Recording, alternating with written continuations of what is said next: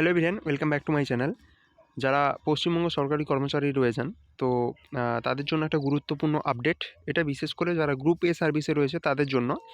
আপনারা সবাই জানেন যে যারা গ্রুপ এ সার্ভিসে রয়েছে ওয়েস্ট বেঙ্গলে, তাদের ক্ষেত্রে এসএআর কিন্তু জমা দিতে হয় এবং তার একটা লাস্ট ডেট ছিল।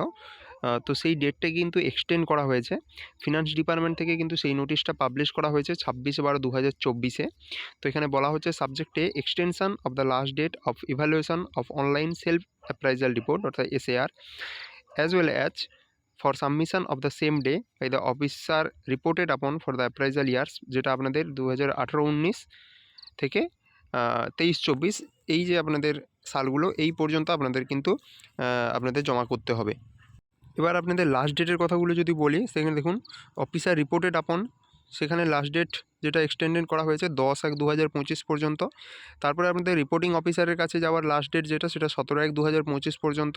তারপর রিভিউইং অফিসারের কাছে পর্যন্ত আপনাদের 27 জানুয়ারি 2025 পর্যন্ত, এবং অ্যাকসেপ্টিং অফিসারের কাছে যেন 31/1/2025-এর মধ্যে আপনাদের এই এসএআরগুলো 2018-19 থেকে 18-19, 19-20, 20-21, 21-22, 22-23, 23-24 এই এসএআরগুলো যেন আপনাদের 31/1/2025-এর মধ্যে অ্যাকসেপ্টেড হয়ে যায় অফিসারের কাছে।